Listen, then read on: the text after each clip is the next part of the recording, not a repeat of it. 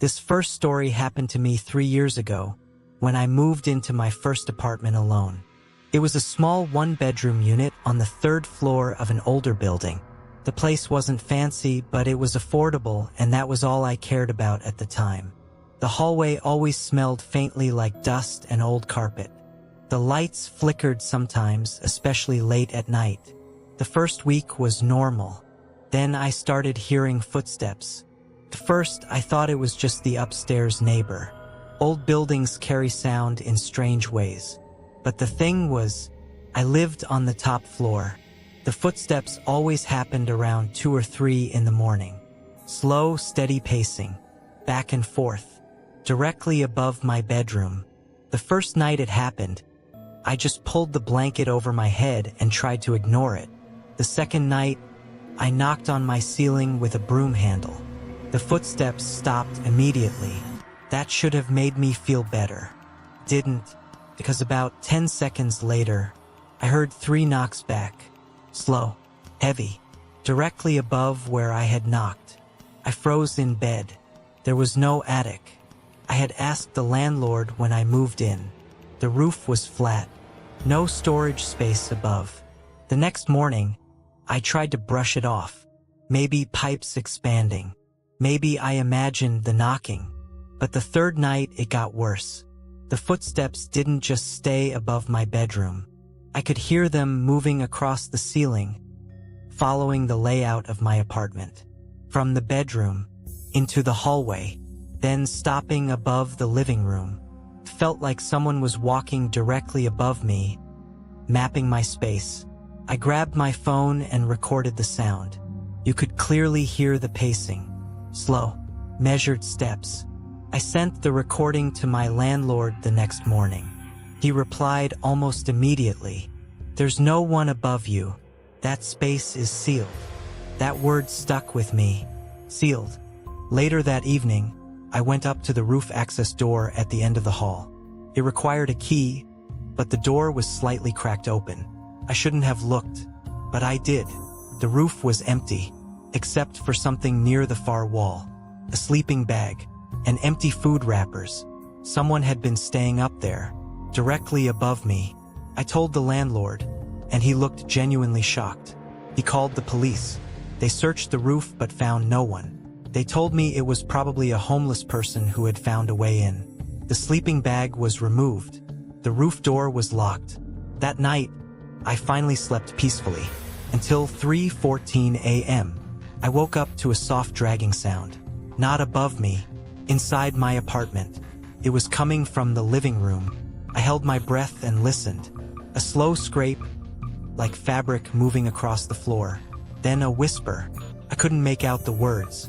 I grabbed a kitchen knife and slowly opened my bedroom door. The living room was empty. The balcony door was locked. The front door was still chained. But something felt wrong. I checked the hallway closet. Nothing. Then I noticed something small on the floor near the couch. A crumpled food wrapper. The same brand I had seen on the roof. I moved out the next week. A month later, I saw a news article. A man had been arrested in my building. He had been living inside the maintenance crawl space between floors. The article said he would wait until tenants fell asleep. Then he would come down through an access panel in the ceiling. The picture attached to the article showed him being taken away in handcuffs. He looked thin, dirty, and he was smiling. The second story was told to me by a former coworker named Melissa. She had just moved into a new apartment in a quiet part of town. It was a ground floor unit with large windows facing the parking lot. She liked to sit by the window at night and watch cars come and go. About 2 months after moving in, she noticed a man who sat in a dark sedan across the lot almost every evening. At first, she assumed he was waiting for someone, but he never got out of the car. He just sat there, engine off, lights off, watching. She started closing her blinds earlier. One night, around midnight, she heard a soft tapping on her window. She thought it was a branch, but there were no trees near her window. The tapping came again. 3 slow taps. She froze. Her couch was right next to the window. The blinds were closed, but they were thin.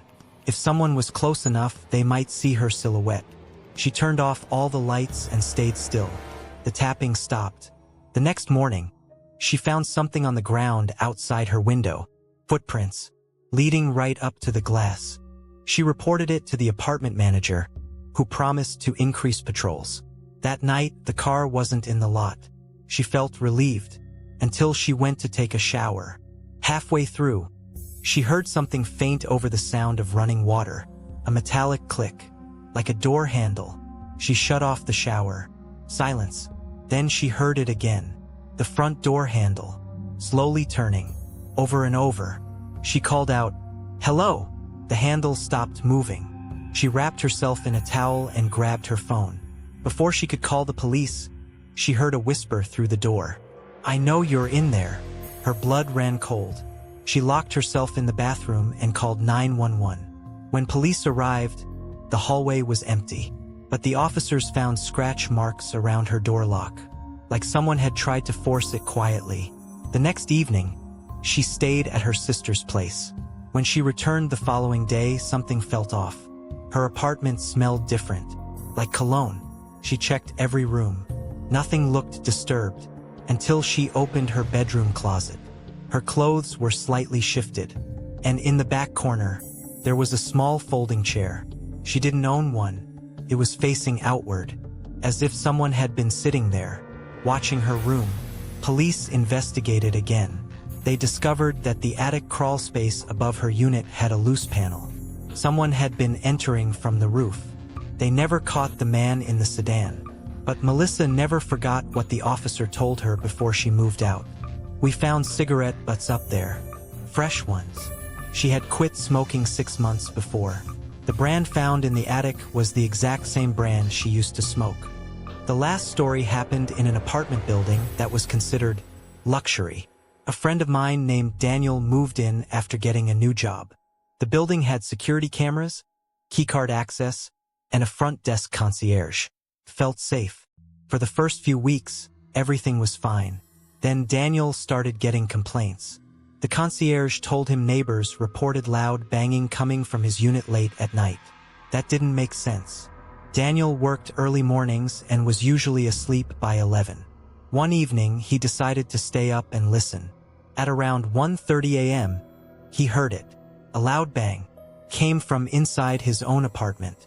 From the kitchen, he slowly walked down the hallway. The kitchen light was off. He turned it on.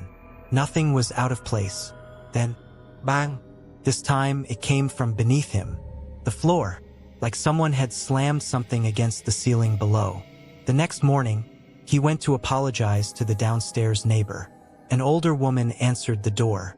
Before he could speak, she said, "You need to stop." He looked confused.